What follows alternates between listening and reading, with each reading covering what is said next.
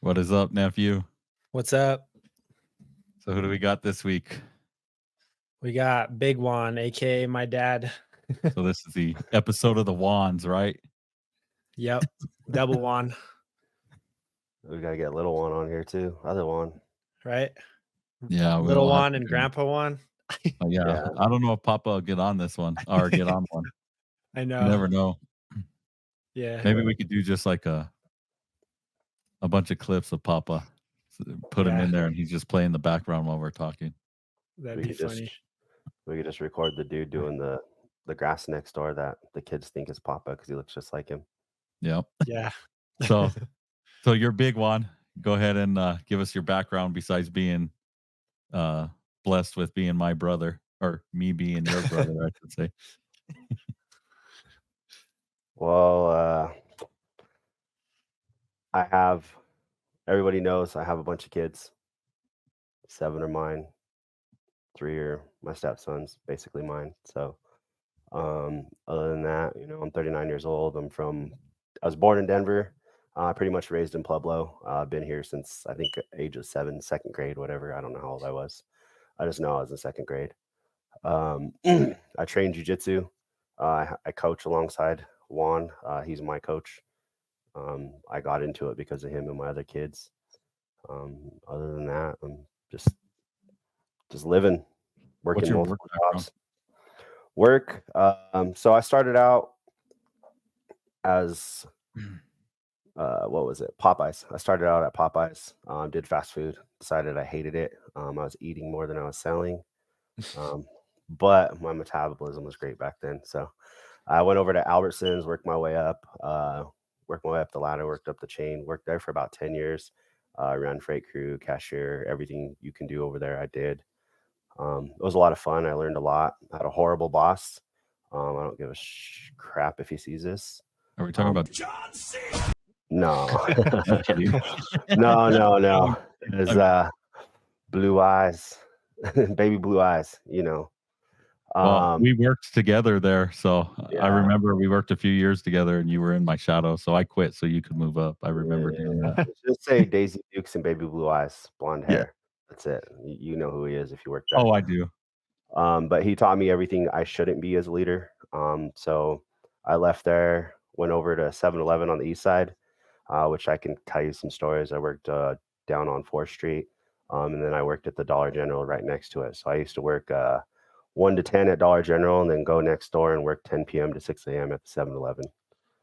Did that for a while, worked my way up the ladder, worked up to a DM at Dollar General.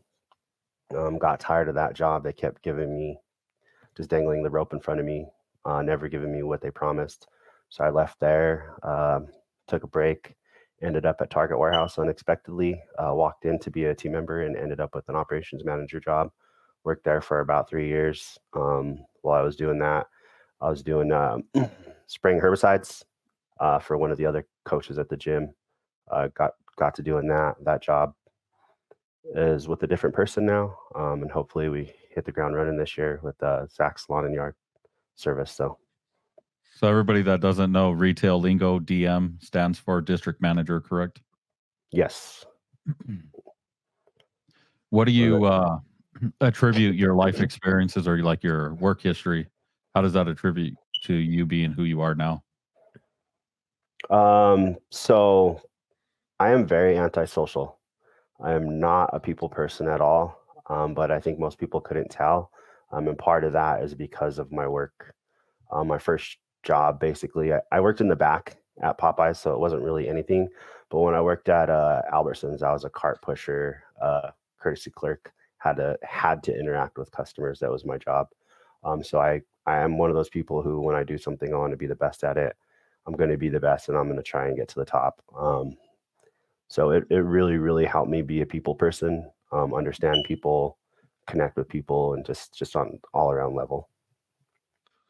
And you said you had 10 children with the mix with the wife and everything. Which one's your favorite? I only have one wife. I've only had one wife, so I have to go with Rachel. Sorry. I have to go with Rachel, Rachel number 2. Your favorite wife? Yeah, your favorite one. Like, No, I'm talking about favorite wife? which child was your favorite? Was your favorite? I was like, I have moms. I'm a typical Pueblo guy, so Yeah. That's funny. the joke is I can't pull out of a driveway.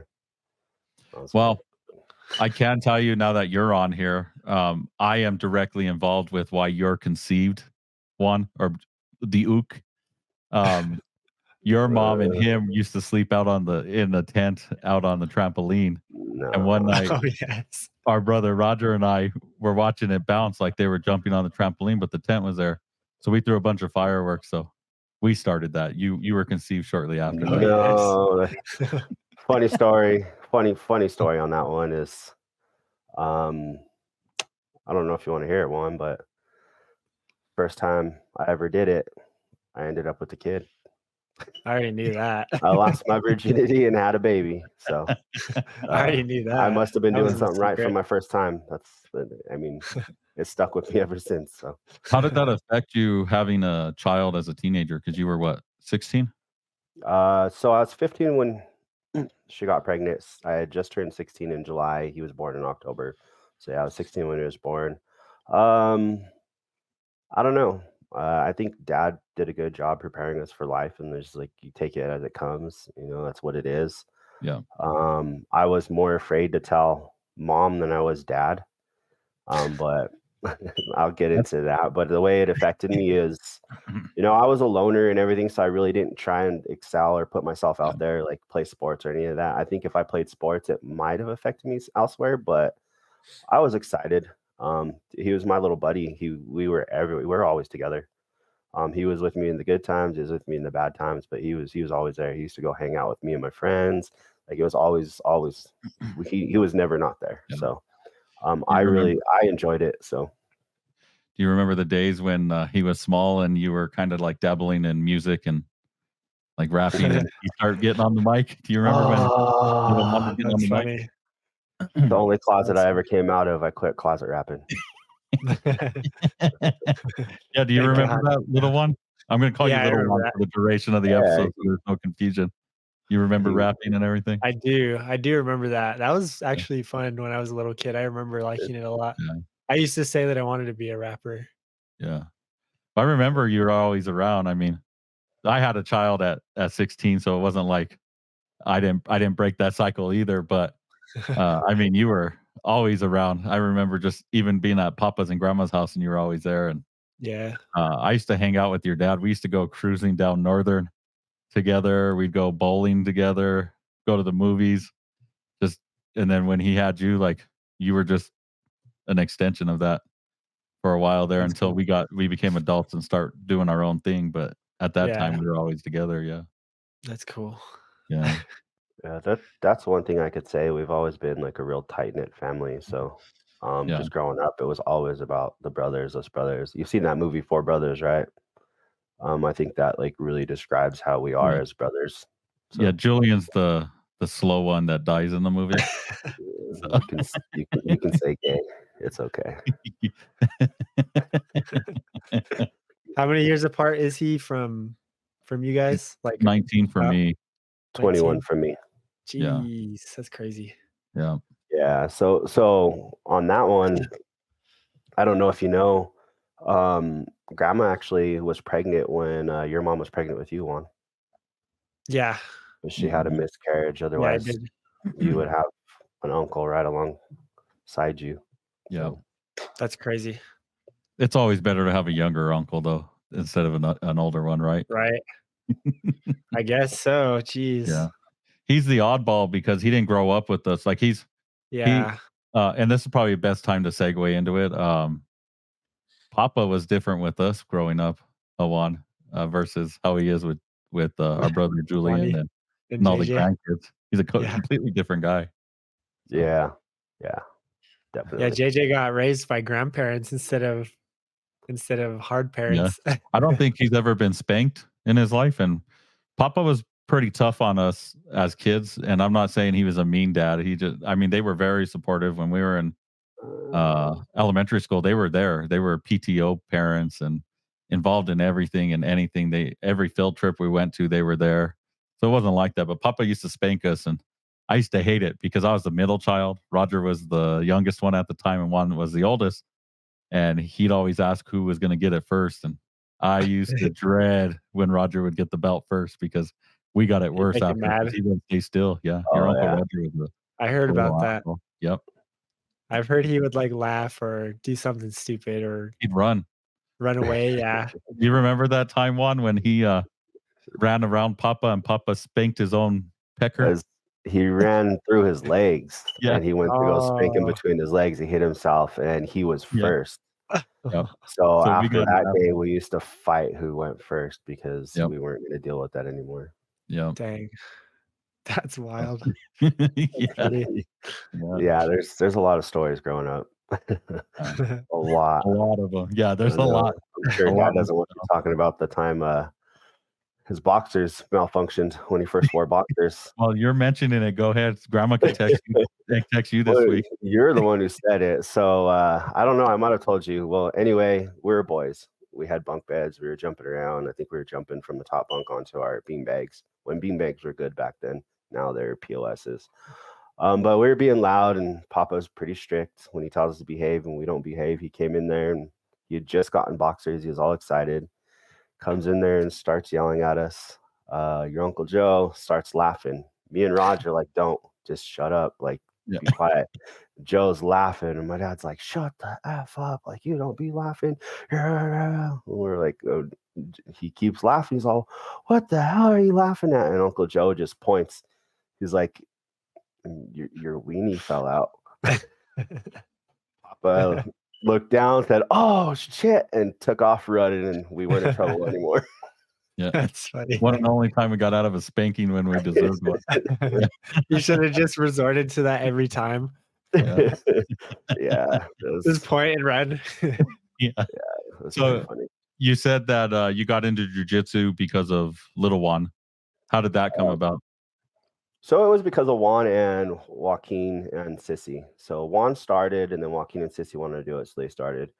And then every day I'd show up, Coach Josh, and then back then we had another coach would hit me up, when you getting on the mat, Dad? When you getting on the mat? And I didn't want to, but the kids asked me to, and I'm not really one to say no to my kids, and I decided to try it out, and it's been the history ever since. I fell in love with it.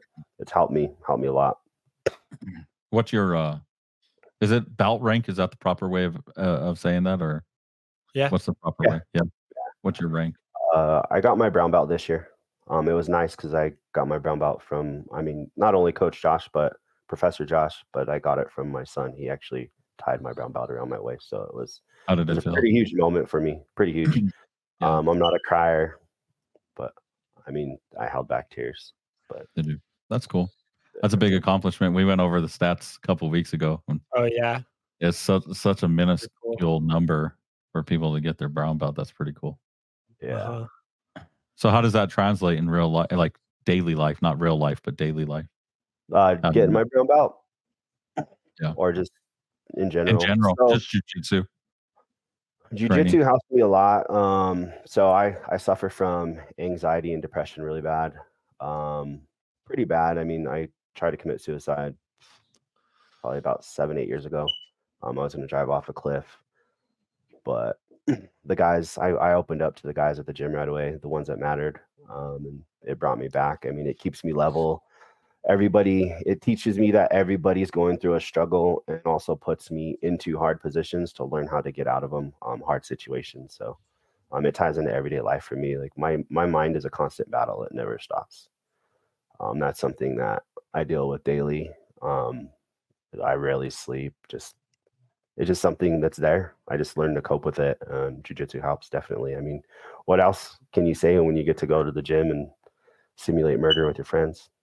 Like, I don't want to say it like a weirdo, but there really is no better feeling outside of like family. So What would you say, like, with your anxiety? Did you have anxiety before jiu-jitsu? And if you did, how did you cope with it before? And then, how do I word it? How did you cope with it before and after jiu-jitsu? After joining, how did that help with you cope with it better, I guess? Okay. Yeah, so I've had it for a while. So before jujitsu, I think I quit. Yeah, I quit drinking right a little bit before I started jujitsu. So I was an alcoholic. Alcohol eased my mind. I used it for social settings because I was very antisocial. Like I said, I would drink to be social. And that was even around my friends. I had to drink to feel good, to feel part of it. My mind was just always going too crazy. So I would say I drank a lot and played Xbox. Xbox was my other vice back then. I don't think there was a time I wasn't on the Xbox. I mean, you remember growing up, your Mhm. friends thought I was the coolest dad ever because I would play video games with you guys. So, Yeah. but yeah, no, jujitsu definitely helps. I mean, I quit drinking before, but it definitely helps me stay on that course. I'm 14 years sober now, so but my mind doesn't have time to think of even wanting to take a sip. Plus, I quit because of you, Joaquin, and Sissy asked me to quit, and I would never go back on saying that.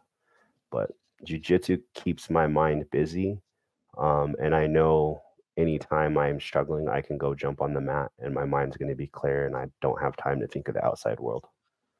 So Yeah, it's pretty tough to think about like any other thing going on in daily life. It's almost impossible to think about what you're rolling because you have to worry about the task at hand. So like not getting your arm broke, not getting choked, those become your biggest problems at the time. So it definitely is a good like coping mechanism.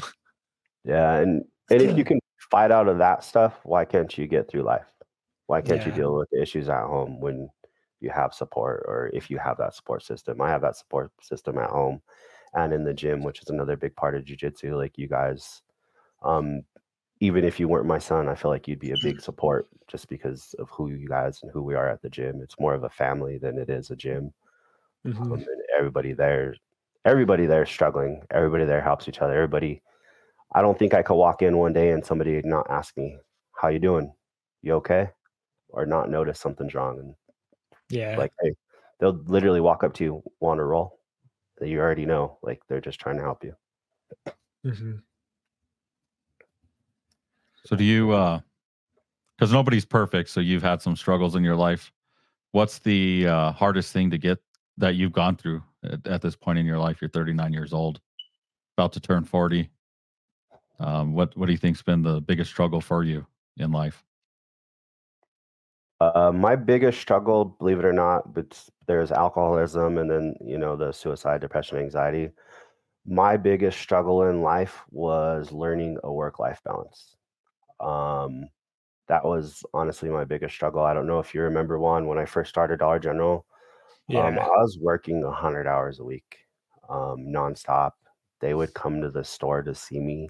I'd go home, sleep, and I'd be turned around and go back.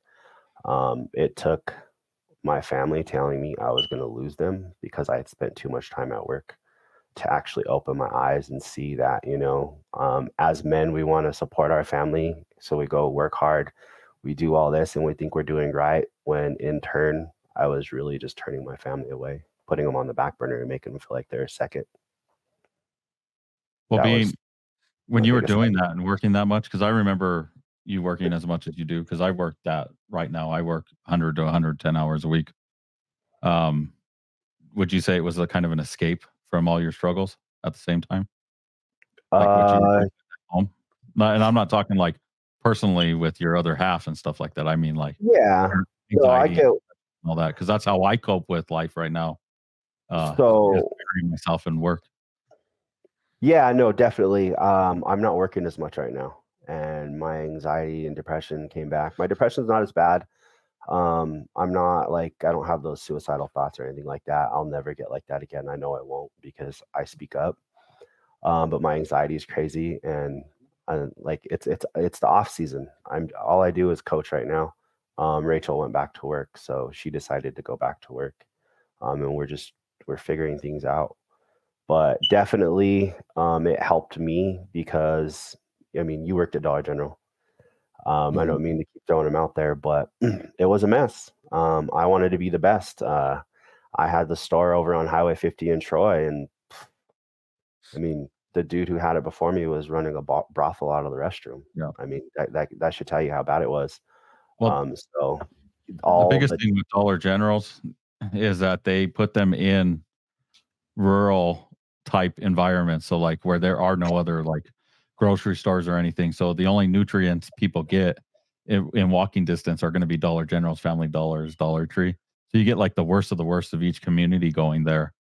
And then you deal with it on a daily basis. So and like you said, I work there too. So I definitely know, especially when you have to walk in after someone else.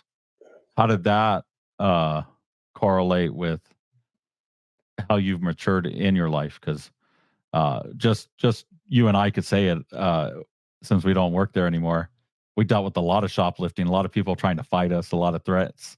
I mean, it was like what you see in the movies working there, with people coming in to purposely provoke an altercation. How did that mature you as a person now? So the part that matured me more, you believe it or not, wasn't the shoplifter part. It was the part of having to be responsible. I'm going to say I was very irresponsible as a kid. As a young adult, I'm still irresponsible. I still have to figure stuff out. But I had to learn how to manage my time, delegate, run a business, make sure I'm not losing money. And then you said the other side, the theft. So I had to really learn how to take myself, calm my mind down, and figure out and problem solve. And problem solving is what helped me mature. Because you have to look at a problem from a different perspective. You can't look at it as with a child's mentality, or you'll never figure it out. The shoplifting, the other side of things is, you see people living like that. You don't want to live like that. You don't want your kids to live like that. So I knew I had to be successful, and I had to be different. So Just real quick before we switch topics, do you have any crazy stories or just any funny stories? Anything from shoplifters or just working there? I don't know, Joe. You want to talk about that one where we were there together on 4th Street and the little piece of foil? Yeah. I've heard that one a million times. So Funny. I actually have a lot of I'm stories, not but proud we'll of talk that about one. that one. No, I'm kidding. You don't still. Plain and simple. So at this time we were already in jiu-jitsu. I was in jiu-jitsu. Uncle Joe was training jiu-jitsu with us. So we were both. I think that week we were learning a toss. We had both just learned the toss. So this dude stole the aluminum foil. It was just a basic hip toss. Yeah. He stole a piece of aluminum foil. All we did was tell him to pay for it. Dude didn't have any money, so he decided to push Uncle Joe and run through him. And then next thing you know, me and Uncle Joe are trying to fight over who gets this guy, because both of us wanted to hit this hip toss because he was aggressive. And neither one of us hit the hip toss, but I think Uncle Joe ended up on his back, arm around his neck, and dude went face first into the ground. Yeah. And then I think he was tapping before he hit the ground. Yeah. No, he definitely was. I shouldn't say this, but I have the video of it where we hog-tied him behind his back with our hand. We used our hands in time, and then we carried him in by his hands and feet. Yeah. That's just one of many, huh? Like, I mean, yeah, there's a lot. Yeah, the east side of Pueblo gets pretty crazy. Yeah. Or where was that? That was the east side one, right? Yeah. 4th Street. Yeah, 4th Street. I had a lady come in and drop a duffel bag off and told us not to touch it because she had a body in it. Oh God. Yeah, I mean, what was in it? Do you guys know? We didn't look through it. We just called the police and be like, hey, there's a sketchy bag here. Lady said there was a body in it. I doubt it, but yeah, we've had to. I mean, deaf people were shoplifting, and then they tried to blame us as being what's the word? Discriminating. Yeah, discriminating against them because they're deaf, but they were stealing and punched us. Like we've got offered favors in the back room for shopping. Oh, God. They never took them, but like it's just it's sad. One I can tell you about was pretty funny. A lot of people in Pueblo probably know who he is. It's this big white dude. Big. He was taller than me. He was the guy who used to be on the center median, and if you wouldn't give him money, he'd throw his change at you. Yeah, he's the one that punched the lady Yeah. in the center This was a median, few and the years, police were looking for him. Yeah. yeah, a Jeez. few years back. So when I worked there, I wasn't afraid of anybody. I told him like get the F off my property, like you're not allowed here. And I got in his face a couple times. One time he came and he started walking through my parking lot. I go outside and I just go, get out. Dude walked all around the property. He's all, this is a public sidewalk. This is my sidewalk. It's not Dollar General's, it's mine. And you get off my sidewalk. He walked up 4th Street into oncoming traffic to stay off my sidewalk. And one That's time funny. I was working at the 4th Street Dollar General. Your dad was already off, and Felix was working at Dollar General at the time too, and he was off. A lady stole like 4 dozen of eggs in a big like knapsack. So I went and I stopped her at the door, and she handed me the bag. So I walked behind the counter to create space so I wouldn't get hurt. And I was taking the dozen of eggs out, and she pulled a gun on me. Do you remember that one when they were driving through the parking lot over and over again? And the only ones that showed up were you and Felix, because PD wouldn't even show up for it. We had to shut the store down early. Yeah. So Yeah, much stuff went on there. Yeah. A guy got attacked with a hatchet after I was long gone. I don't know if you were still there when that guy got attacked with that employee got attacked with the hatchet. Jeez. Yeah. And then my first week at that store, another guy got attacked with the top of a Vienna sausage can and got him all sliced up. Yeah, I remember that Oh my one. God. I should probably throw a disclaimer in there, just to. We were able to defend ourselves at the time, so I don't know how it is now, but Well, we're able to defend ourselves. way- And we With the way did what we had the to. climate is, you can't do that anymore. But back then we could. Yeah, and I went from 12,000, like ranked 12,000 in the company, to a top 3 store. I was number 3 in the company. So what we did worked. It took a team. So Yeah. I actually have that store got it out of my system. Now I'm a man that doesn't like to fight. So I was able to get that out of my system in a year. That was good. nice. I actually have a funny story with the crackhead. This was literally like maybe a couple weeks ago, maybe like a month ago. But we were in Kate's car and we just got off the highway, like coming to my apartment. And it's, what is that? Is it Bonforte right when you get off? No, it's Highway 50 East. Highway 50 East. yeah, Oh, okay. Yeah, that's where you get off, right? It turns into Highway 50. before it goes by. Yeah. Yeah, and Yeah. then you turn on to Bonforte, I think. Yeah. I don't know. Yeah. Something like that. But we were right there and there was some crackhead on the median and I was waiting for the light and he's like talking to me. He's like, "That's my favorite car." He's all, "That's my all-time favorite car." And I was like, I just like shook my head because I saw the window rolled up. I didn't want to roll the window down. So I was just talking to him through the window rolled up. And he's like, "I'll buy that for $2,000 right now." And I shook my head. I was like, "Nah." And then he's like, $4,000. And I was like, "Nah, 20." And then he's like, "What?" He's all, "I don't have 20 grand." He's all, "I got some." He gets like really close and he starts whispering. He's like, "I have some drugs." And then I was like, and then he's like, "Nah, I'm just kidding." But it was pretty hilarious. I had Some that happen to random me once interaction. years ago. This is before the fentanyl and heroin. I don't even know, what was it? Epidemic, like I guess is what you would call it. Years and years ago, because I used to like just hang out outside. I used to like love being in my car or just like out and not be stuck at home. And I was just chilling one day, just in my car over there by the PJs, by the projects when Albertsons was still open over there. And a guy walked up to me and knocked on my window and he's like, "Hey, do you want a bubbler?" And I was like, "Doesn't sound good. No, thank you." And then he left. Well, I didn't know he was an undercover cop because then PD Oh, came and geez. surrounded my ass thinking I was buying drugs from one of their own agents. You think he would have had a mic on him? You know what I mean? I didn't even know Yeah. what a bubbler was. They were looking for the bubbler. Well, bubbler's like a little rubber thing packed with like heroin, I guess. Or like a, What the heck? I don't know, That's dude. Like crazy. all I know is that shit happened to me one time. After that, I stopped hanging out by the PJs.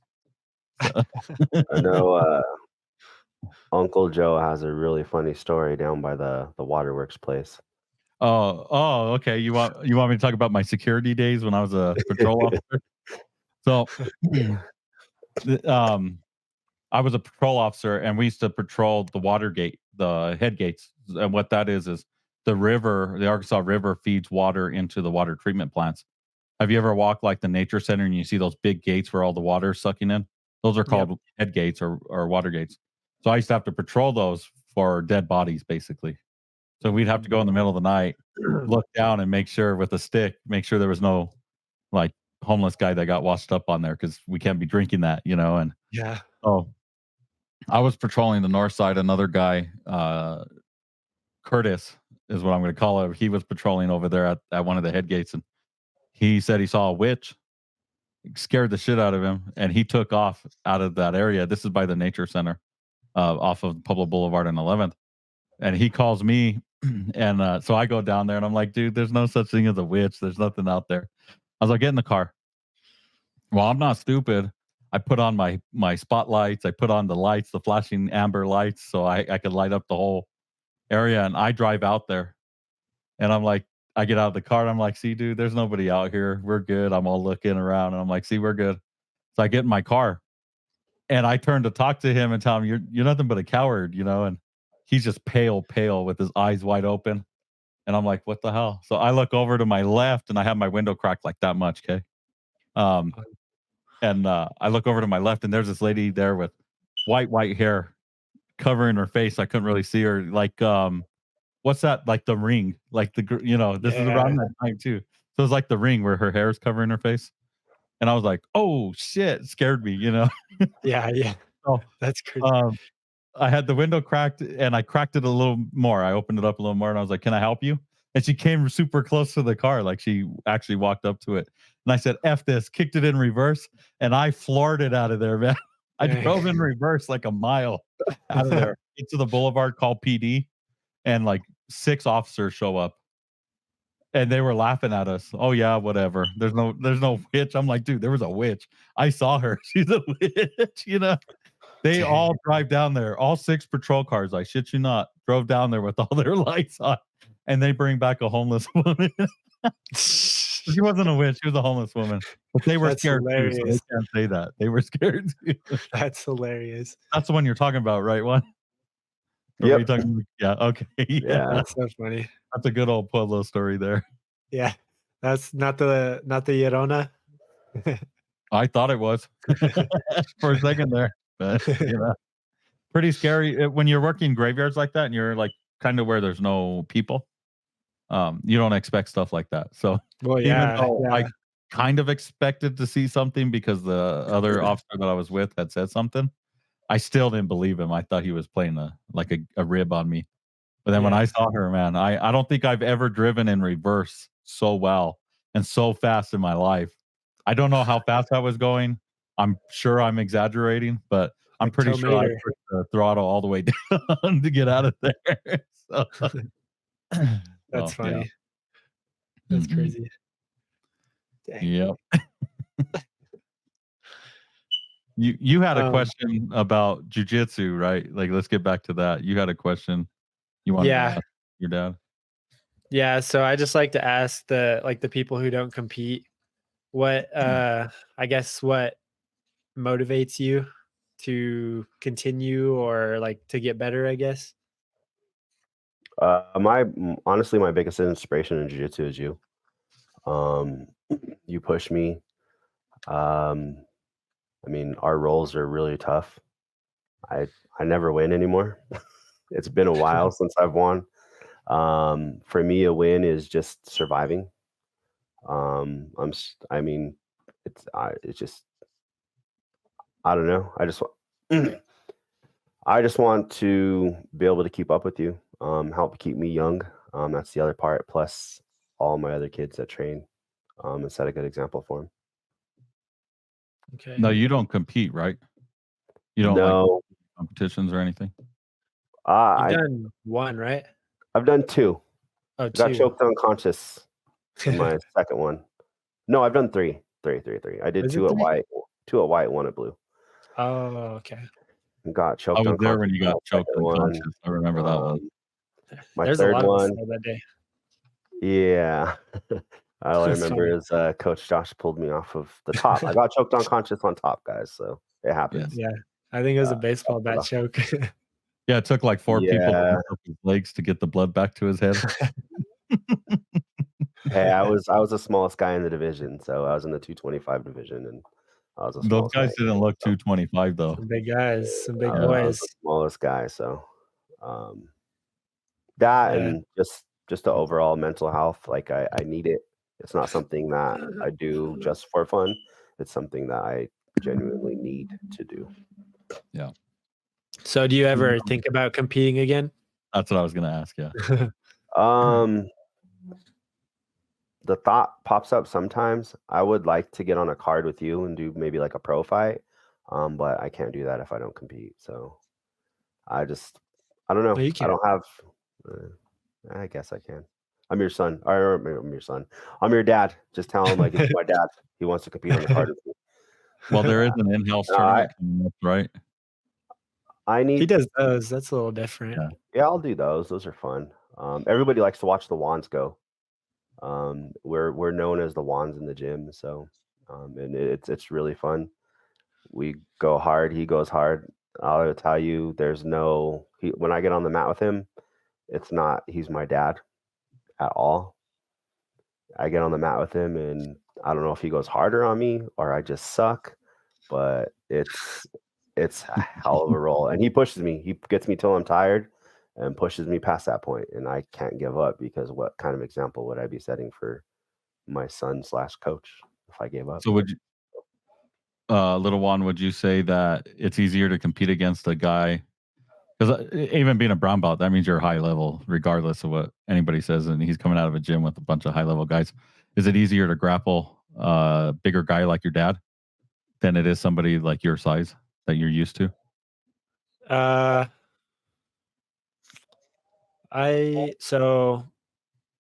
So you're saying is it easier to go against a bigger bigger guy. guy or my own Mhm. size? Yeah. That's tough. I don't know. I mean, like competition wise or like rowing in the gym. Just in general, because I know your dad's style is nothing like, and I'm not saying you're a little guy per se, but a lighter weight guy that you would go against. That's tough. I think it's just different. I don't know if one's easier. I'd say my own weight is probably easier, kind of. Well, I don't know. In terms of competition, I would say my own weight is easier.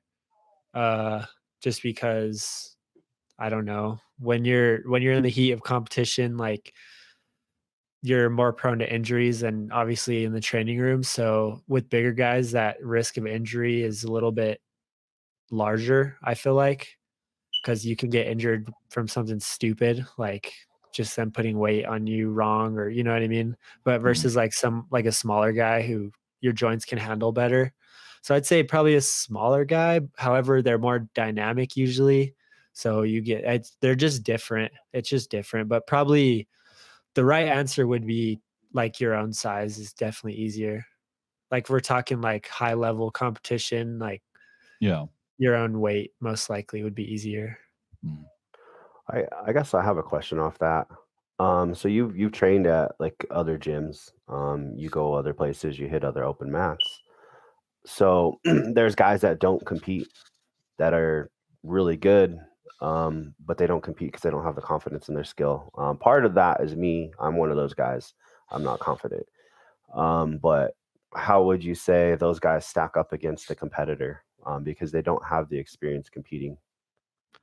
I mean, the reality of it is the competitors are usually better than the hobbyist only because their holes get exposed a lot faster and more there's more at risk, like their holes are getting exposed every time they compete, and just from experience, every time you compete you learn so much, even especially if you lose, you learn a lot when you lose.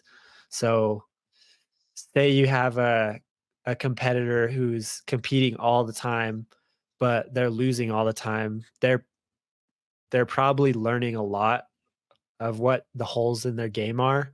So they're generally fixing those faster than a hobbyist who's just rolling with people that they roll with like every day, who already they kind of fill each other out, and they kind of already know how the role's going to go a little bit. So generally the competitor is like more skilled, but that doesn't mean the hobbyist doesn't play an important role in the gym.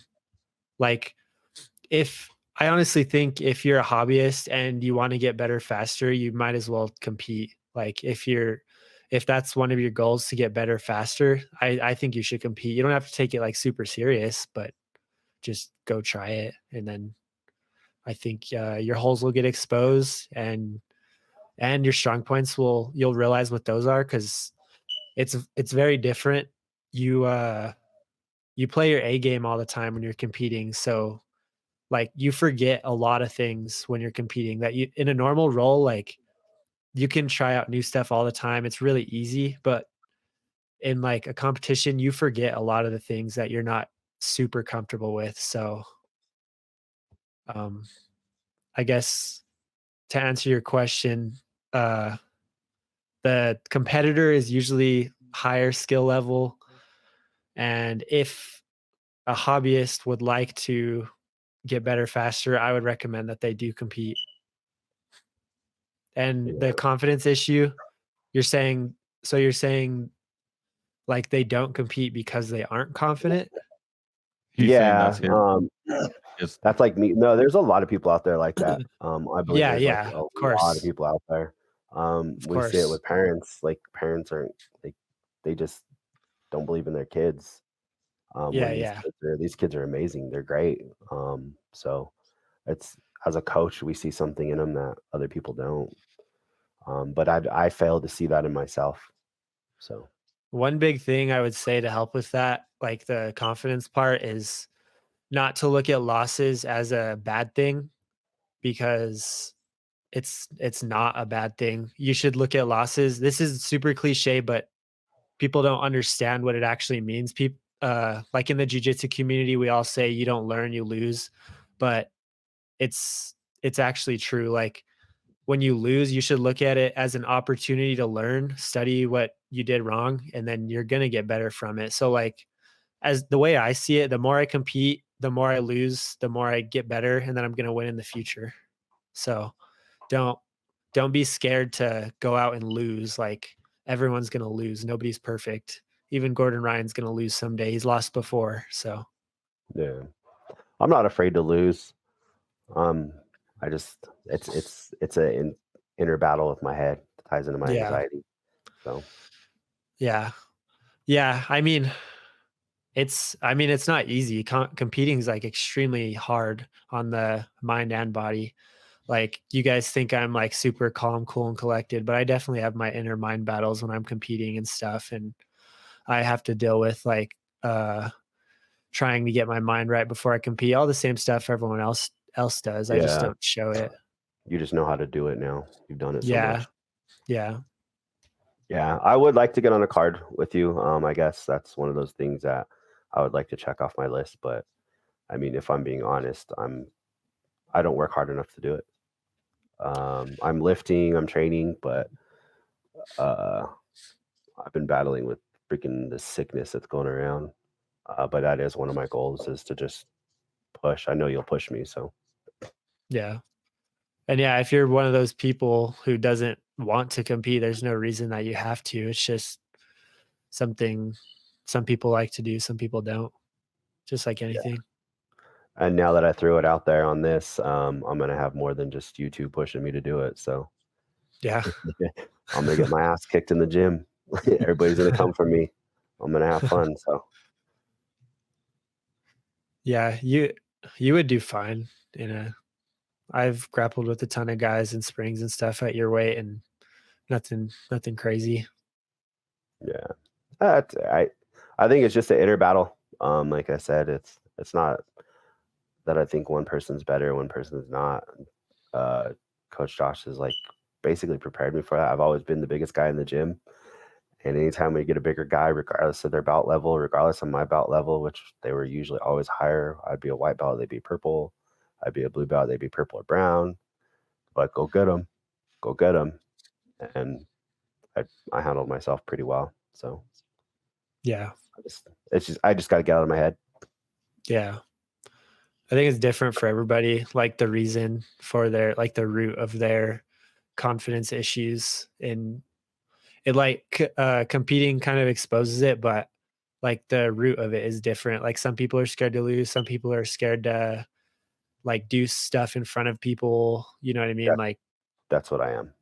yeah. So that's kind of how Kate is too.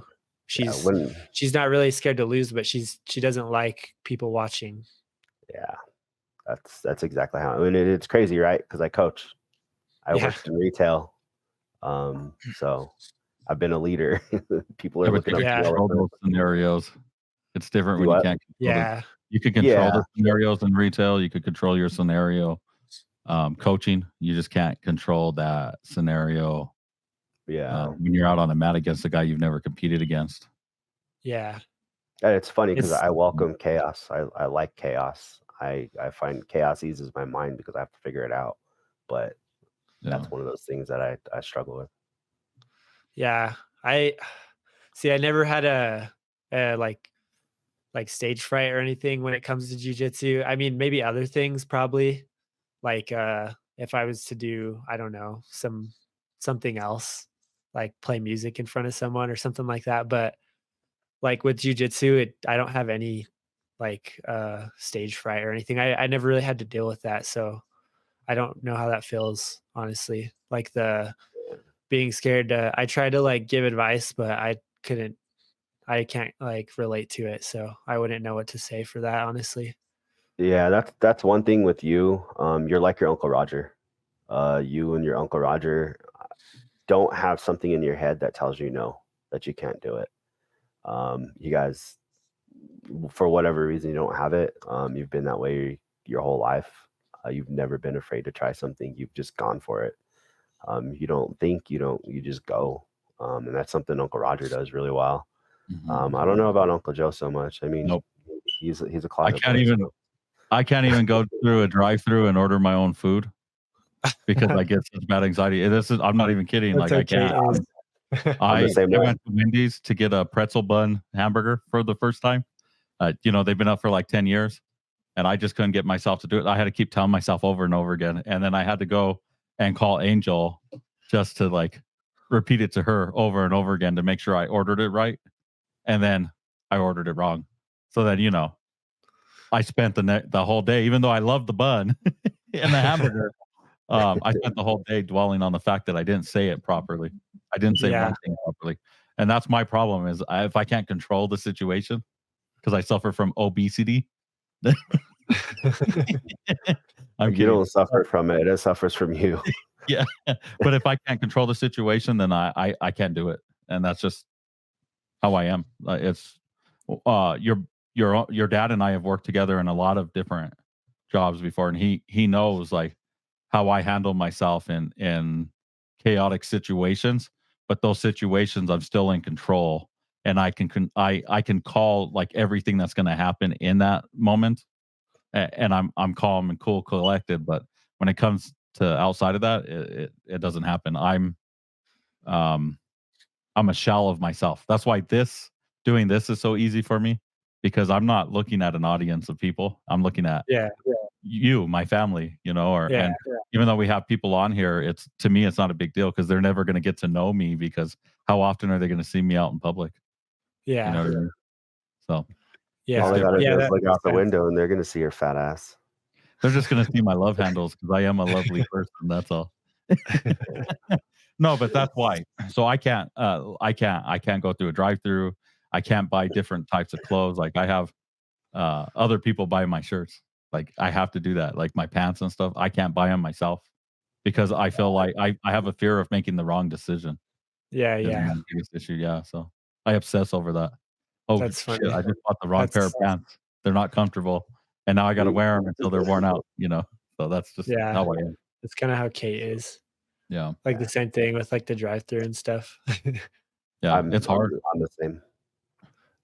It's Then she funny works- because I'm more like grandma. I don't care. I'll just be like, I'll just go back through like, hey, you guys did this wrong. Fix it. I'll tell you a funny story about that. About 10 years ago, when the pretzel bun, I don't know if it first came out or around that time when it first came out, I was a little bit more open. And this is around the time that I was doing jujitsu and everything. So I was a different person than I am now. I was like night and day. I went through the Wendy's drive-thru and told them I wanted the pretzel bun burger, and they told me we don't have that anymore. And I said, yes, you do. I just saw a commercial today, so that's what I want. And the guy kept arguing with me, we don't have that. And I'm like, bullshit. I just saw a commercial today, so that's what I want. And they're like, just pull forward. And I paid for my meal, right? Get my bag. I look down there and I'm like, why is it so light? There's a hamburger in there because I can see the wrapper, and I see my fries, and I have my drink. Whatever. I drive home. They gave me a regular bun with nothing in it, not even the Just the bun. mayonnaise. Yeah, so 10 years ago I spoke up for myself and I still got the wrong meal, and I dwelled on that 10 years later to where I couldn't even order my damn hamburger the other day because I was struggling with it. Because I am notoriously the one in my little group, Angel and the kids, that never gets my order right. Like no Yeah. matter where we go, my order's never right. They always mess it up, but I never say anything. I either just Yeah. eat it or I just pass on it. It's just easier. Which you guys know I take the latter and eat it because look at me. So On the jujitsu thing, I think Uncle Joe has a pretty, or I can tell you, Uncle Joe tried to come back to jujitsu. Was it last year or the year before? several times. Three, The four last, times. the last time when you were puking air on the bench in my morning class. You were at the old gym. So how long ago was that? 2 years ago? Probably At three. least 2 years. Three, Yeah. yeah, probably about 3 years ago then. Yeah. Yeah. I wasn't there this day. I just heard the stories. Who was He there? went, Zach and all them, the OG morning crew. Oh yeah. Zach, possibly Roman. I think Roman was. No, Roman wasn't there. I know Roman wasn't there. I know Zach was. Zach was But just a white belt. it's the old school morning crew. Ray may have been there. I'm not too sure. Yeah. I don't remember who was all there, but he went in the restroom to go puke, and they can hear him gagging loud. Oh, And shitting at the same I time. think he did it one time when you were there too, and then No, I He did did it that at at the an in-house. in-house tournament. Yeah. yeah, and then he was sitting on the bench just puking air into his shirt. Yeah. All I remember is the guys I think it telling was- me about this dude, Yeah. this fat Joe. Yeah, I think it was Ray that yelled at me and told me to go stand over a trash can. Probably. And I was like, I don't got nothing left in me. That dude's old. Let me cry, An old grump. But he's that goes to show you, like, there's people out there that try over and over again, and I just can't cope with it. Like, I'm struggling with it now with the thought of just going back. Like, it's freaking me out because I do plan on going back. I wanted to go back next week, but it's the end of the year, and my job has me balancing books, so I'm not even gonna be home for the next 2 weeks. I have to be out of the office working in the field. So I do plan on being back. It's just it scares the shit out of me every time I What time think do you about leave it. the office? Well, right now I'm not even gonna be in town, so I don't have an office. My office is my porcelain. So many excuses. You know, when I have to go out in the field, it's 16 to 20 hour days, so it's not an excuse. I have to do it. At least 4 hours to train. That does not leave 4 hours to train. You guys open after 10 p.m. I'll be there. I'll call you then. But that's just part of my job towards the end of the year. That's what happens. But I wasn't expecting it this year. It's just we lost some people, so I'm kind of stuck doing it. Try to stand my ground and I can't. Still got to go put in the 100 hours a week. Yeah, that sucks. Yeah. That's how I survive. Yeah. Yeah. That's Bury true. myself into work. Juan, you did the questionnaire and you put down some of your hobbies. Do you want to say what they are? Jiu-jitsu, lifting weights, which recently I found my way back to. Partially, I give a shout out to Carrick. Carrick, literally, I told him I was struggling to do it, and he's like, "Let's start. We'll start tomorrow." I think something like that. We started lifting weights at 4 a.m. every day, 4 days a week, I think, and now we're up to 5. I'm up to 5 days a week.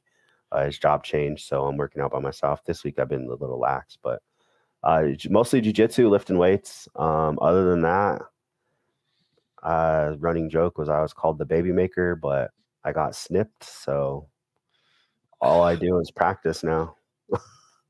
Yeah. But That's, yeah, jiu-jitsu, it's been a big part of my life. I think I've been training for 10 years, maybe a little bit more, off and on. I was a district manager, like I said, out of state, so I was gone a while. Lifting weights, I lifted really. When I quit drinking, my new addiction was weightlifting and Red Bull. I used to drink a crap ton of Red Bull until I got sick off of it, and then it just stuck to weightlifting, and you could not get me to miss a workout. I worked out with Uncle Raj. yeah. When I was drinking before I quit, he would talk shit to me for working out and drinking a beer. He'd be like, "You're dumb. Why are you drinking a beer? Why are you lifting? You're gonna go drink anyway. Get out of here. Go." And I have a lot of support, so in that. But those are my hobbies. A lot of kids, and they train. So when I do jujitsu or coach jujitsu, they're on the mat there too. So, what are some of the challenges of having that many kids? Babysitters. Yeah, I can see that. Babysitters, trying to find alone time. I mean, obviously it didn't stop us from making more. So, I mean, found some alone time somewhere. Car. I have to have a big car, or I have to have multiple drivers. I mean, we have so many kids, we still have to have multiple drivers. Joaquin started driving, so it helps out a lot. And just groceries. I mean, you can imagine the expenses, but we have a lot of help. Grandparents help out. They're blended families, so you can dog on a blended family all you want, but we have more support in the household on both sides, which helps out a lot. I buy for one, they buy for the other. We work together, so we blend really well. But the biggest challenge, I would say, is just finding time for ourselves and not going crazy. Yeah. What about the most rewarding parts? Just the memories. I'm not too much of a picture taker. I take pictures, but I'm very, very mental. And just the memories. Like, I mean, look at you. You were Pueblo's second black belt, born and raised in Pueblo, trained your whole career here, and received your black belt in a gym, same place. Like, that's huge. I mean, how many people can say they saw their son do that? Aliana, she just got team captain of the basketball team at Central for girls. Joaquin, he's doing things with soccer, building. He's already having people call him for scholarships.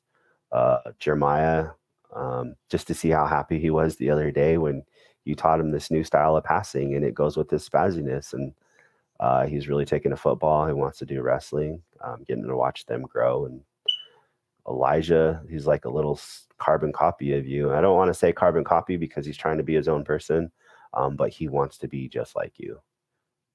Let's see who's next. Adrian, that kid. I mean, what's not to like about Adrian? Oh my God, I win. Like, what's not to like about Adrian? I mean, there's definitely some struggles there. A little bit of the spectrum, but he's a kid. He loves life. He's the most caring person you'll ever meet. Then Wani, I don't even know. Yeah, that kid. I mean, he has so much personality in that little body, and just he's so natural on the mat. Like, he's like a little gorilla, honestly, a little chimpanzee, monkey, whatever you want to call him, baboon. Depends on the day. He's weird. He's funny. He's crazy. He's ornery. He's smart. He's witty. He likes to talk crap. He likes to argue. Some of my favorite arguments are between him and Coach Josh. Those two. I mean, and then Damon, that kid. I don't know. He's been growling at me. So, but that one's a struggle. He's super smart though. Super intelligent. That kid will figure anything out. He's learning sign language. He taught himself how to count, taught himself how to read. taught himself colors, numbers, like just seeing those things. And then Araya, she's the girl my wife didn't have of her own. I mean, obviously there's stepdaughters, but on our last kid, she got her daughter from herself. So and she's funny. I hate that she calls me babe, but she's babe. It's annoying, but at the same time, I would miss it if it didn't happen. So Yeah, just kids make life better, but too many people fail to stop and look at their kids and realize that how much that they make life better. So for sure. Yeah. I see it too. Like they're a lot of them, my siblings are doing big things. It's pretty cool to see. All of them are like improving in everything that they're doing. Joaquin in soccer, Sissy in basketball, Jeremiah, like you said, football and all that. Like from when I first, well, in terms of my step siblings, like Jeremiah, Elijah, Adrian, from when I first met them, I've seen like huge improvements in the stuff that they're passionate about or finding their passions. Like Elijah's a beast on the mats. He's pretty unstoppable right now. If he continues with it, he could definitely make a name for himself in jiu-jitsu. Jeremiah is super motivated in football, same thing.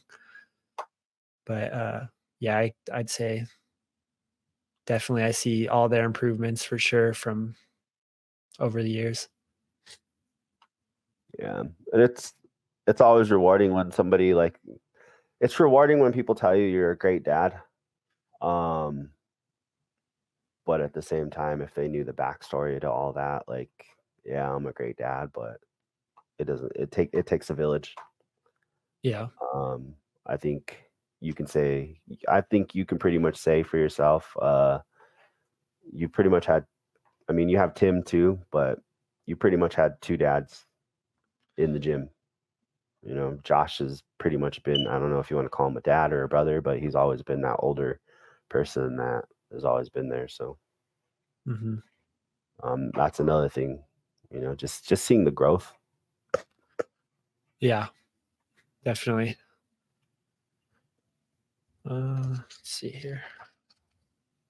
So, real quick, we started this is just something I wanted to talk about real quick. We started a new class at the gym, or I don't even want to call it a class because I don't want people to like think it's like come and go as you please.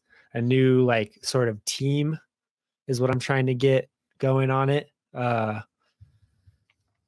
It's like invite only competition style team, and basically I want like a couple guys, whoever's down, honestly, to like dedicate themselves more and show me that they're,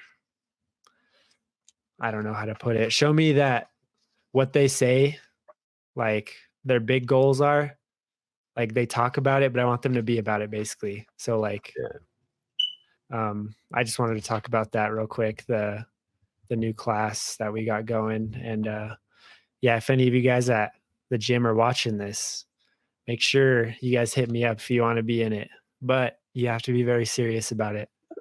I want people who are like super dedicated, will show up almost every week. I know life gets in the way. You might not be able to make every single one, but for the most part, you got to be there. You got to let me know if you're not going to be there. It's pretty serious. Think of it as a second job. Yeah, it's high level too. I was there tonight. I mean, there's a good segue for that. Jiu-jitsu, you compete individually, but you get better as a team. Yeah. I can't get better if Juan doesn't show up. Juan can't get better if I don't show up. So for those out there that think that jiu-jitsu is about them, like you're going at it the wrong way. You get better by everybody showing up, and when people don't show up, it's kind of the inconsistency is kind of hard. People are wondering why they don't get better, but I mean, hold your training partners accountable. Call them out, get their number, text them like, hey, you going to be there? they tell you no, I'm tired. Like, I worked all day too. Just do you. Juan's got a great thing going, and you have to be dedicated and selfless to do it. And it's Yep. he's trying to elevate you guys to the next level. Take advantage. He's right there. Yep. Yeah, for sure. Like if you don't want to show up that day, show up for your teammates, not for yourself, because we need you. Yeah, For definitely. sure. Treat it like a job. If you're not going to show up, message them. Give them a good reason. Better have a doctor's note. Right? Shoot, even if you are injured, you come sit and watch. Yeah. You can record, Yeah. help everybody get better. Yeah, that's another thing I want to record the positional stuff, the live rounds that we're doing, so I can come home, review it all, because I'm going to be drilling too, so I won't be able to watch it at the same time, but I can come home, watch it, and then get back to them and let them know, like, hey, you guys got to do this stuff or whatever. So I'm definitely dedicating a lot to it. So I ask the same in return. Yeah. One thing I will say about that is I don't think most people understand how dedicated like all of us coaches at the gym are to the sport, to making everybody better. Like you guys have us pretty much at your disposal there. We're always there. We're always willing. I mean, just show up. You know, I used to show up and one person would be there. Zach. Yeah. Yep. Guess who got Zach better? got a lot of privates. Yeah. He got a lot of privates. Better faster than everyone else. Yeah. My little redheaded boss. That's funny. He's your boss and you're his boss. Yeah, I'm his Matt daddy. Yeah. That's funny. So yeah, I just wanted to mention that. If everybody wants to know who it is, it's Zach Schisler. Yeah. Also I have a shout out we talked about Rick and Morty, and Jason, he gave me a flash drive that had season 7 of Rick and Morty on it. So shout out Jason. So I can watch that now. Have you watched it yet? I've watched like 3 episodes so far, but I'm gonna watch the rest with Kate and JJ. Me and Kate watched the first 3, but JJ wants to watch it too, so nice. I'm gonna download it and then watch it with him too. What about you, Juan? Have you watched Rick and Morty yet? No, I don't watch much TV anymore. I don't really either, but I make exceptions for greatness. Yeah. I watched YouTube. That's all I ever watched. Yeah. Music, jiu-jitsu. You watch like Wild and Out, though, don't you? Yeah, I watch a lot of comedians. I watch comedy. I love comedy. That's I like crowd work comedy. Yeah. Wild and Out, I like it because they just talk shit to each other. I mean, yeah, Wild and Out's funny. If you're in my morning, I don't get the comedic gist or the punchline of Wild and Out. It's just not my thing. So. Yeah. It's because you don't listen to rap. You don't even know what they're saying, probably. No, unless it's oh, what's that big guy's name? I can't even say it. Yeah, the country singer. Jelly Roll. Jelly Roll. There you go. Yeah. Jelly Roll. Good. Talking fast. I don't listen to it. No. I like Jelly Roll. Yeah, Jelly Roll is really good. He has a lot of songs that resonate very well with me. So yeah, he's good. Well, I've watched a couple TV shows this week. I watched Lawman Bass Reeves. So that's like a Western about an actual guy who was one of the first black U.S. Marshals in the United States. The true story.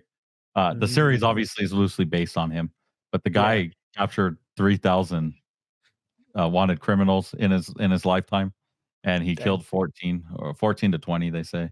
But to run around like the Indian territories, which is like Oklahoma now, and be black right after the Civil War is like a big testament to him. So it's pretty good. Some people say that he actually inspired the Lone Ranger show because he ran around with a Native American as his posse guy or his sidekick. So I think it's pretty good. They're doing like a new episode every Friday, I think, or something like that. So that's a good show. And then Julia on HBO Max, which Juan, I don't know if you, little Juan, you probably don't know who Julia Childs is, but Big Juan would, because we used to watch public television. Remember the really tall, weird-looking cooking lady that used to cook all that weird food on PBS? No, they did they're doing a TV show about her and her show. I remember waking up in the middle of the night and you'd be watching scrolling channels. Yeah, all the time. Skinamax. One show that we religiously watched, me and Rachel, my wife, was The Rookie. It was actually pretty good. It was, Oh yeah, that football, we watched football show, yeah. or no? Do what? Is it about football? No, it's No, it's a rookie cop. Oh yeah. Yeah, it's He's a in the really middle good age show. I was really into it. I think season 5 or 6 is coming out here next year. It got wild though, man. Like it got so unrealistic. I stopped watching it. I can't watch it if they're way out of. I can't watch the Rookie Feds because that main character, man, her voice is just put a muzzle on her, a muffle or something. Like, I Yeah, but when can't. the storylines, it's like SWAT, man. Like once the storylines are so outrageous, it's like, come on, like, dude, Yeah. how can you sit there through it? I can't do it. So I started a new show recently that's so good. It's called Peaky Blinders. oh, It's that's on good. Netflix. It's That's so definitely good. It's awesome. I'm only on season 1, but it's so good. It's that's like great. old, I think, what is it? UK? No. Yeah, so they're England.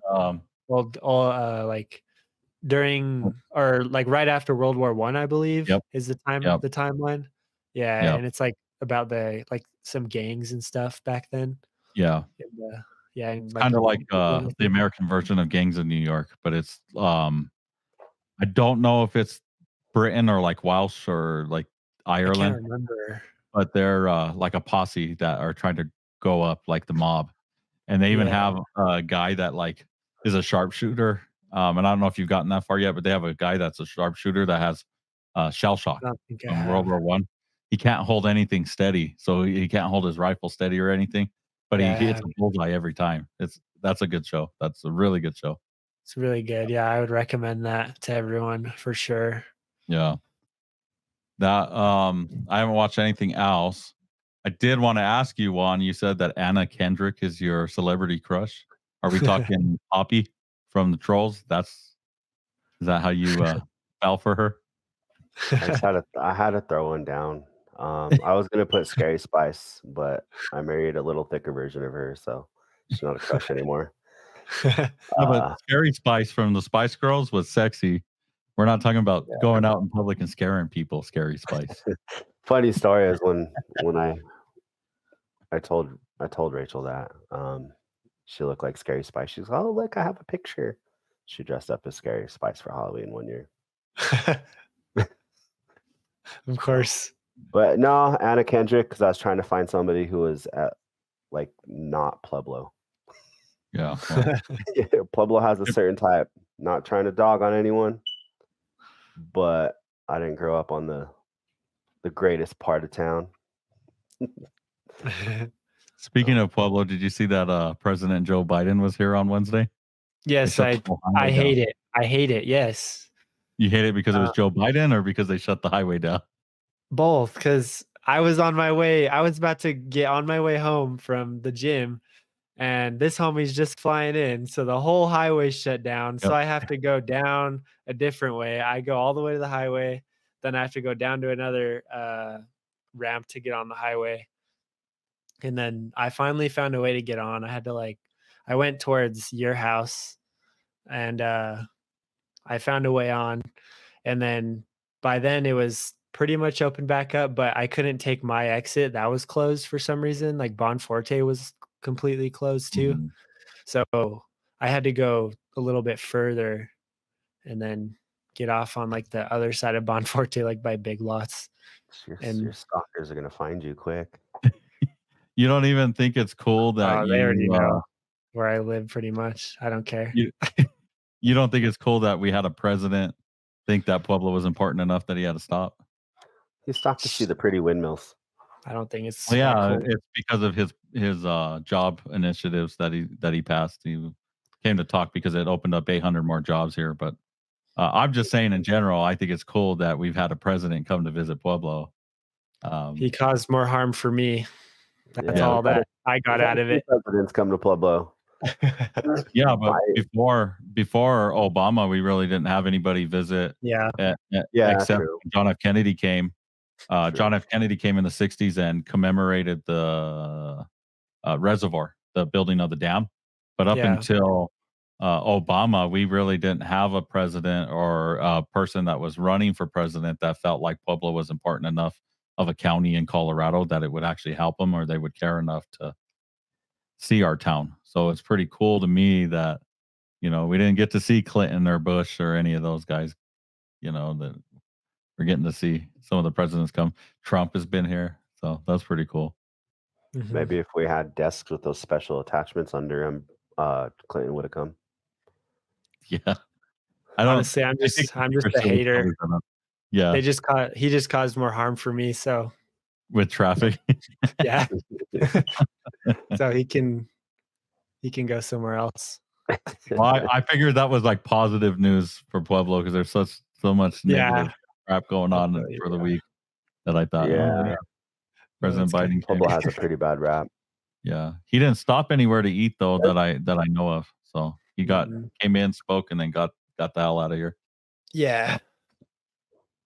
Yeah. It's speaking of places to eat, Juan, what's your go-to just to eat on a quick meal, and what's your go-to like if you were going to take your wife out on a date? Like, what's the best place for you to go? Quick meal, probably just Panda Express, honestly. I'm not very Panda Express or Los Carnales, except for they're not as good as they used to be. Yeah, I agree. Fast food wise. Yeah, it's because all the ones over there by your house or like on the south side by the south side Walmart, all of them moved to the 29th Street Los Canales. So if you want to get that the way it was before, go to the 29th Street one. Yeah. Which one's 29th Street? It's right across from the old Safeway.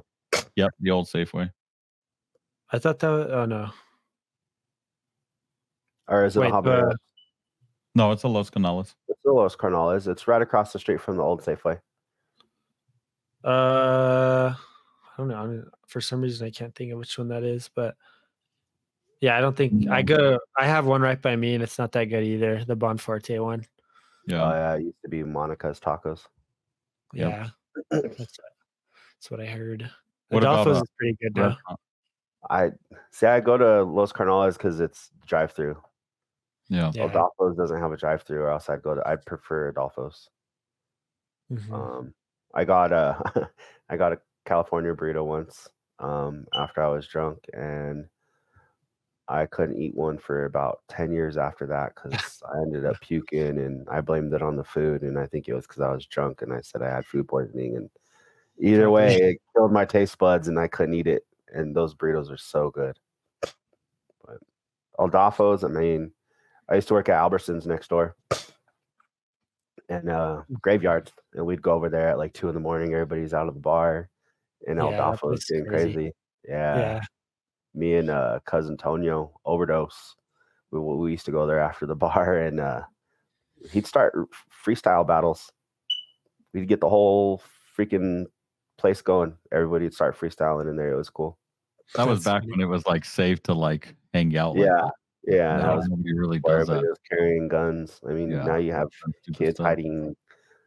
You have kids hiding Glocks in diapers. So yeah. What about restaurant now? Like restaurant here? I'd say La Forchetta. Oh yeah, they're good. That place is bomb. I mean, I've only tasted one thing from there really. Where's it at? I don't even know where it's at. It's downtown. Is it on Main or Union? Is it La Forchetta or La Forchetta? La Forchetta, I think. Yeah, they open in the evening. I think they're closed like Mondays or something. Oh, they're on Union. Their chef used to train with us. Yeah, on Union. Edgar. No, not sous chef. He wasn't sous chef there. That was somewhere else, right? I can't remember. He was the main chef there. He lived above it. Oh, he was the main chef there? I'm pretty sure. Where was he the sous chef at? I don't know. Maybe I'm wrong. I just Oh, know. it's down there by Reps, huh? Yeah, Yeah. Oh, okay, That cool. place is bomb. it's good. It's really good. Best It's expensive, but Is best it? lasagna I ever had. it's But legit. that's where I would go. It's a nice setting. It's and then I mean, if you like wine and stuff, they have all that there. I don't drink, but my wife does, so I don't mind when she drinks because it's funner later. So Their steak that I had there. Actually, I ate some of Kate's. I didn't even get my own, but it was so good. Their like garlic basted skillet steak. I think it was a ribeye, maybe. I don't know. It was so good though. I think And you then the gave me. potatoes on the side. Yeah, so good. No, Rachel got that, I think. Was it Rachel? Yeah, I think I Yeah. tasted a piece. It was really good. Yeah, it was stupid Yeah, good. they have really good food there. Wow. All right. Oops. Yeah, I don't know. I've never been there. I didn't even know where it was at. I think Tommy talked about it before, so that's why. I'm sure he I brought it think he up. did say something Yeah. about Yeah. it. Yeah. So I've never been there, so I'm gonna have to check it out. I was looking at their menu just now. I can't even pronounce anything that's on there. Like, Yeah, it's all. Yeah, it's no, all I couldn't fire. either. I Yeah. just wanted the lasagna. is it Their like a lasagna dress is code bomb. place too? And You got to dress nice. No, No. You got to you gotta dress make a somewhat reservation. nice. I Yeah. know Edgar's like, oh, you got to like, you can't just wear like sweats and shorts, but you don't have to like dress up. You definitely could, like Kate would, but I don't really Yeah. dress up. But Yeah. Yeah, so you'd have to put your lipstick on, Joe. yep, it's I always definitely have one a of lip. those. Always have a lipstick in the back pocket. You never know when you're gonna need it. You Always never know when ready. you're gonna have to fight your way out of an alley on your knees. When he's on his maybe knees, he's one always day. looking backwards, saying, "No, Hey. don't stop." We're here. We're in the month of December now. It's the holiday season. Got any big plans for the month? To survive. Just survive. That's it. No, I just survive. Just end the year happy. I'm more family oriented. I think I've done a pretty good job with the kids, my kids. I don't know. Juan might be able to speak for it on just making it important for family, not gifts and all that stuff. That Yeah. stuff comes and goes, but time with your family is more important. Yeah. The parties are the funnest part for sure. The Yeah, Christmas breakfast is always super fun. yeah. Speaking of, did you guys get the text today? Christmas Yeah, breakfast, 10 I seen o'clock, that. my Yeah. house. No one else Yeah. show up if you're not invited. Oh yeah, I know. There I'll- might be a spot open. I haven't decided if I'm gonna make an excuse. You're tonight. coming. You're too fat to not come. I don't know, man. I don't know if I'm Everybody gonna loved your pineapple upside down pancakes out a couple years ago, a few years ago. Yeah. You should I'm not go. looking to cook I again. think, just come over, help me. I think I'm making pancakes, homemade pancakes. I have a new recipe I don't think everyone's tried, so I'm gonna make Yeah. those. Possibly waffles, some hash browns, green chili, eggs, smoked bacon. If you guys haven't had smoked bacon, like It's very good. you gotta have smoked bacon. Yeah, I Lot of haven't other decided yet. We'll see. I You're a had loser. my anally checkup during Thanksgiving dinner, so I missed that. So now that I'm all nice and flush, we'll see. We'll see how I feel come Christmas. Yeah. But no, that sounds cool though. We'll see. Yeah. It's my first year of actually having Christmas Eve and Christmas Day off, so we'll see how that goes. Yeah. Don't know. You got anything else, little one? Me? I don't think so. I mean, for Christmas, we usually go to the breakfast, and then my mom's in Vegas now. I don't know if she'll be down for Christmas or not. Sometimes I think last year she was, and we went to Springs to my Aunt Terry's house. Yeah. To visit, but I think that was for Christmas. I'm pretty sure. Yeah, it was. And then Kate's family too. We usually go there Christmas Day after the breakfast. Yeah. I forgot about New Year's. Yeah. I don't drink. I mean, my wife and a New few of Year's her is friends fun. do. But we throw a party for all the kids. Like if you have kids and you want them to come over and hang out, we do games. We just have a blast. It's all for the kids. So I always look Game forward night's fun. in That's the what's years. wrong with the youngest. 3 years ago, I sat on her. She lost some oxygen to her brain. Yeah, he did. We couldn't figure out where my daughter went, and she was under Fat Joe. Yeah. I was playing the forgot Nintendo about that. Switch, so I was a little distracted. She didn't even cry. No. I don't know if she could because you're fat, but that's probably why she's afraid of you now. Yep. Probably she remembers. I think Lovey wanted to go to your New Year's party, so it's fun. He's actually going to be here for that, so we'll probably see. Yeah, definitely. Play some Angel and Rosie probably. I don't know if I'll be there. I'm going to be off that night though, for sure. So we'll see. Apple cider sounds so good. Yeah, I'll be there for your in-house tournament on the 16th. So I'm looking forward to putting on some pants and actually getting out in public. So you guys will be there. Do not look waist down. Commentating. I will have pants on. It is little pecker gray sweats season, so that's why I'm just warning everybody now. I will have pants on though. But I don't got anything else planned this month at all. What about anything else you guys want to talk about? That in-house, I know you mentioned on the last one, but we need everybody to sign up.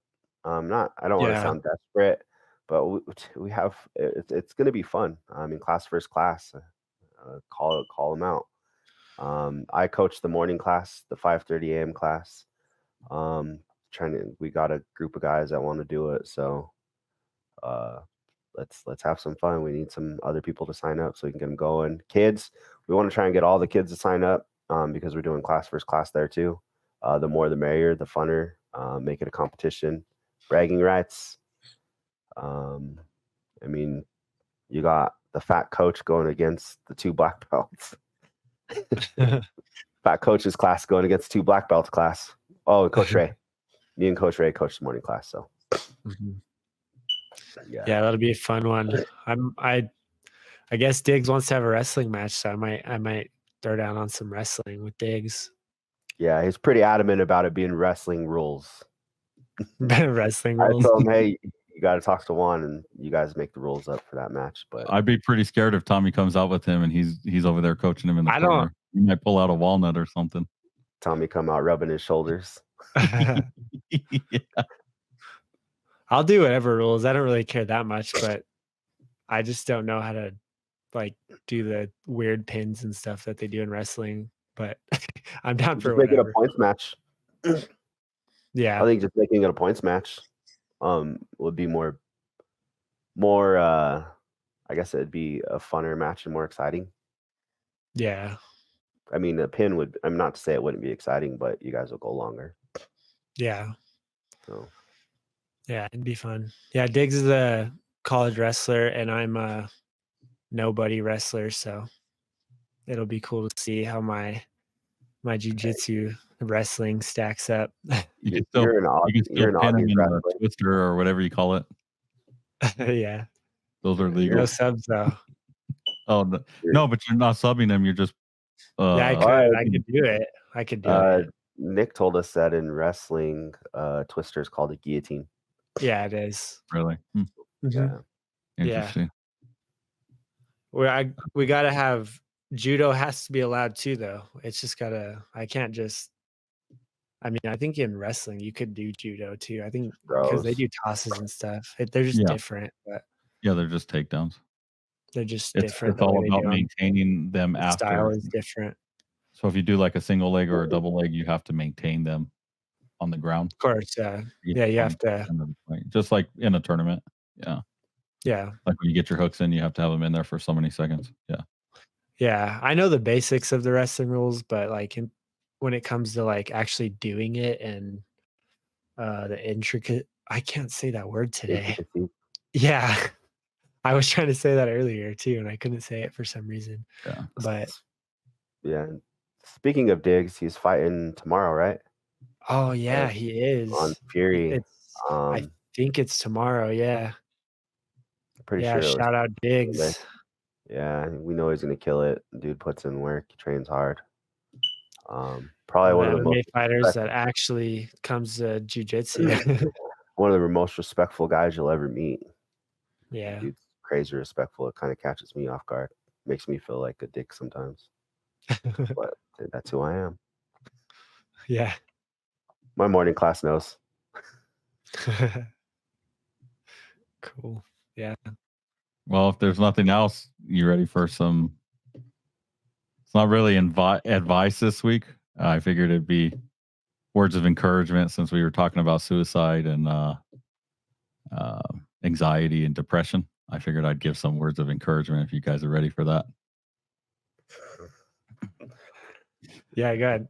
Okay. Yeah. It doesn't matter if you lick windows, run into walls, or occasionally pee on yourself. You just hang in there because you're fucking special. That's So, a good one. Yeah, I had to go there. Everybody's peed on themselves one time or another. So Hey, I don't have athlete's foot because I pee on myself every day in the shower. You don't see me playing on a football team. You don't see me jogging.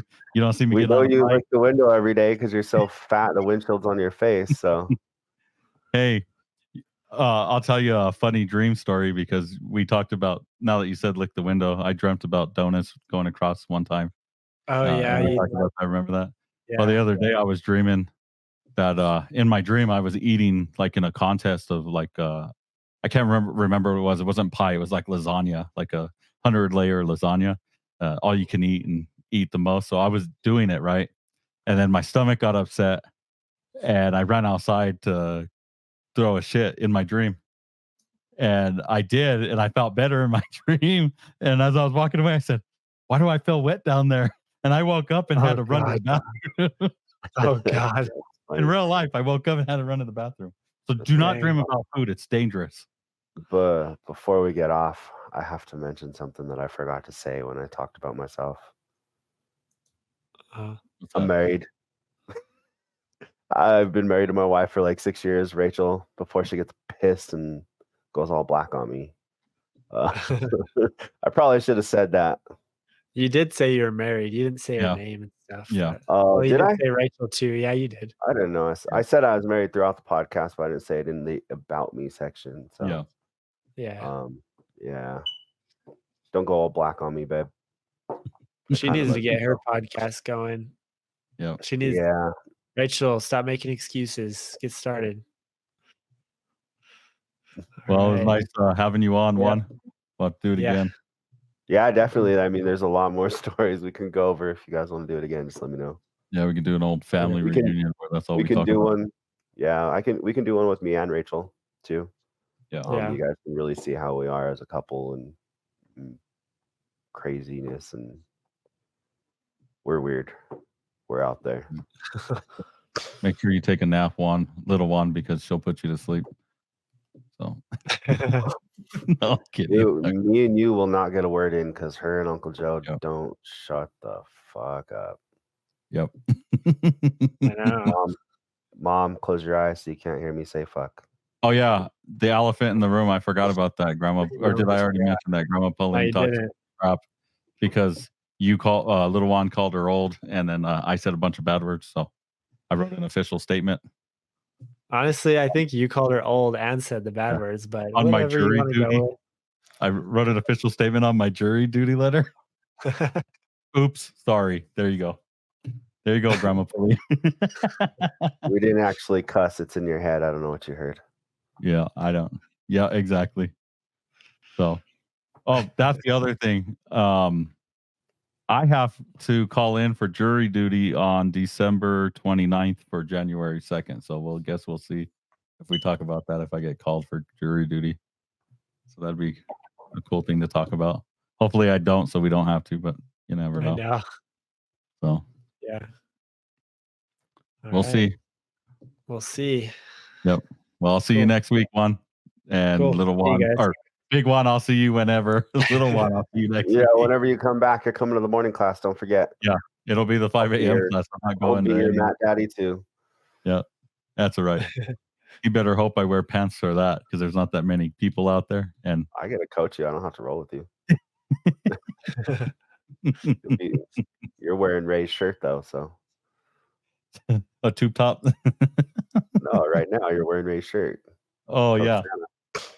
look at that. Yep. That is Ray's shirt. This is my ultrasound shirt. Is that like a 7X? No, it's a 3X slim. Just because the little, it's because it has 4 baby X's on it. No, it's because it's a little slim around the neck. Everywhere else, it fits me good. That's funny. Well, you guys All have right. a good night. You too. All right. Peace. Later.